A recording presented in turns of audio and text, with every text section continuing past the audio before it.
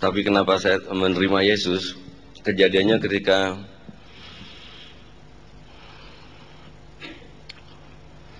saya disuruh kakek saya ke Mekah untuk melakukan ibadah haji, melakukan pertobatan sebagai seorang Islam. Kebetulan latar belakang saya dari Tebu Ireng. Di sana saya jatuh lumpuh. Ibu saya, anak saya bilang rindu sama adik saya. Kamu banyak dosa ini. Kamu harus betul-betul bertobat. Karena ini kamu lumpuh sekarang. Kamu harus minta maaf. Memang kelihatan semua yang pernah saya bunuh. Karena kebetulan memang cita-cita saya dari kecil ingin jadi pembunuh yang baik, yang gak ketahuan. Jadi kalau Pak Tony bilang ada orang Kristen disantet nggak mempan, mungkin bener aja. Jadi kalau kebetulan saya dapat order nyantet orang Kristen, saya terpaksa nembak orangnya gitu, saya datangin malam-malam. Karena baru mempan gitu.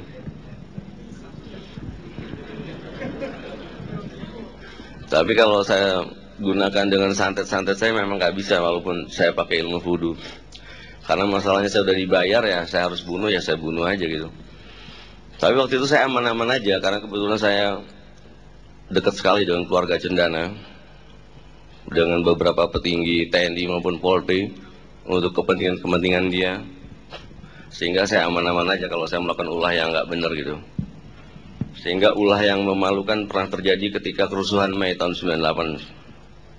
Aksi saya sangat enak sekali, lagi puncak-puncaknya saya seneng itu. Tapi saya bersyukur saya nggak ditangkap, cuma diperiksa aja. Tapi Mas Prabowo-nya dipecat, kasihan juga. Mungkin dia nggak percaya Yesus kali.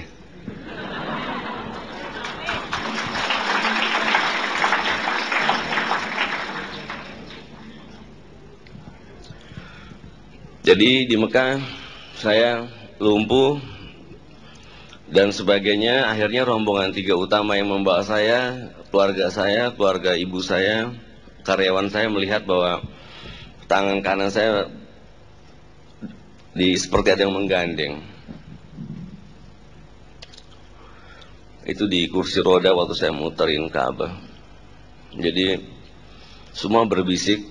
Ibu saya terutama membisikkan kepada saya dengan bilang istighfar. San, kamu jangan pakai ilmu-ilmu kamu lagi. Loh, aku ini lagi baca-baca doa yang kakek kasih, aku bilang itu. Ibu kalau nggak salah lihat nih ada Yesus yang gandeng kamu. Semua bilang begitu, tapi saya nggak percaya kan. Cuma saya merasa tangan saya mengangkat memang. Saya protes karena saya nggak ngelihat. Ketika saya mencoba sholat subuh lagi, saya baru bisa melihat kepala saya ada yang memegang dan saya baru melihat. Saya tahu Yesus karena saya pernah main ke rumah teman saya yang orang Kristen, ada gambarnya gitu. Jadi kayak begitu saya tahunya. Hanya saya takjub saja karena begitu bening, begitu agung, sorot matanya melihat saya. Dan saya juga tidak sadar kalau saya sedang berdiri dari kursi roda saya. Saya nggak tahu, jadi saya berdiri.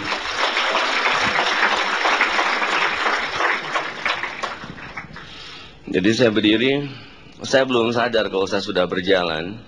Jadi saya kembali ke hotel di Hotel Nabawi. Akhirnya saya gedor-gedor pintu hotel. Dibuka oleh adik saya. Saya ngelihat di kamar hotel saya terang sekali. Terang sekali. Terang kayak neon sekali, terang sekali pokoknya. Lantas jendela kamar tuh kayak ada angin. Dan saya melihat ada cahaya yang melesat jauh sekali. Lantas salah satu ustadz yang terkenal di Republik ini, Pak Jainuddin MZ, bilang, kamu nggak pakai ilmu kamu ya Endeng tadi? Enggak. Saya sih percaya sebetulnya yang kamu lakukan ini. Tapi tolong kamu nanti jangan pindah agama ya.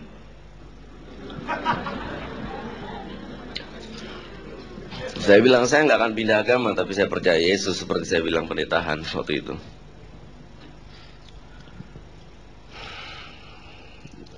Lagi makan pagi, mereka bilang, Mas Gendeng, ilmunya udah dibuang semua. Ya udah, saya nggak mau udah nggak pakai baca mantra lagi. Saya udah nggak ngomong-ngomong dengan ilmu-ilmu hitam saya lagi. Karena kebetulan saya sebagai penyantet, saya nggak pernah menggunakan ilmu-ilmu di Indonesia. Karena waktu ayah saya kena santet oleh kawan kerjanya dan saya balikin santetnya dan mati, saya ketakutan, nggak keruan, tapi akhirnya saya belajar santet. Itu saya nyaris keliling Indonesia di 16 provinsi dengan 58 guru. Itu saya nyaris diajarin bagaimana menjadi penipu yang baik sebagai paranormal. Jadi ya saya jalani lah. Yang penting dia percaya kena santet, dia percaya sudah diobati santetnya hilang oleh saya dibayar. Tapi sebetulnya saya ngebohongin. Sehingga kakek saya marah. Saya disuruh berangkat ke Afrika untuk belajar voodoo dan saya baru merasa benar-benar sebagai seorang pembunuh bayaran melalui ilmu santet tuh waktu saya belajar voodoo dan kembali dari Afrika. Dan uangnya pun habis ngerampok di Blok A atau di toko emas Delima.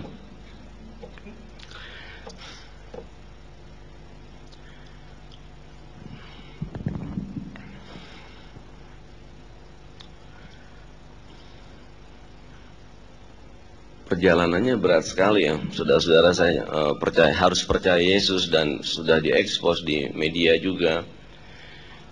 Jadi setiap hari biasanya saya dapat ucapan selamat dari orang-orang di politik di negeri ini. Sekarang hujatan, caci maki, isu mau diculik, isu mau diserbu rumahnya dan sebagainya. Akhirnya anggota komando jihad yang percaya dengan saya, loyalitasnya baik ya, saya suruh jaga rumah saya sebaik mungkin dan tolong jangan ganggu kepercayaan saya sekarang ini, saya bilang itu. Jadi kamu tetap kerja di saya aja, tolong jaga. Memang jadi nggak enak sebenarnya, banyak ruginya. Saya waktu hitung itu, saya percaya Yesus, pom bensin gue 3 biji dibakar.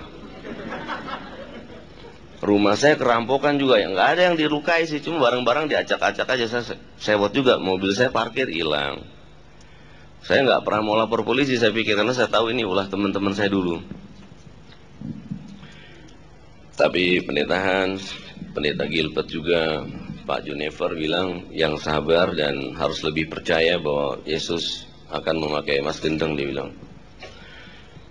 Ya sudah, akhirnya saya memang harus percaya Yesus.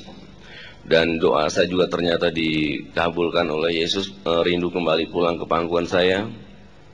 Dan ketidakpercayaan saya melihat Yesus ketika saya di Mekah lumpuh pun saya baru menyadari bahwa begitu ajaibnya. Sampai-sampai saya ngomong sama teman-teman di Mekah, apa mungkin Yesus saya sulap pindah ke Mekah gitu. Jadi mereka bisa aja, soalnya kan itu setan katanya. Itu Nasrani, Yahudi, macam-macam, dimaki-maki habis-habisan. Tapi saya berpikir jernih saat itu, nggak mungkin Yesus bisa saya sulap ada di Mekah di depan Ka'bah, ketika saya lumpuh megang kepala saya jalan, nggak mungkin. Akhirnya saya pertama ketemu pendeta Gilbert dan mulai saya tahu bahwa Yesus begini dari pendeta Hans juga. Akhirnya saya setiap hari harus menyebut nama Yesus sebagai juru selamat saya, sebagai guru saya.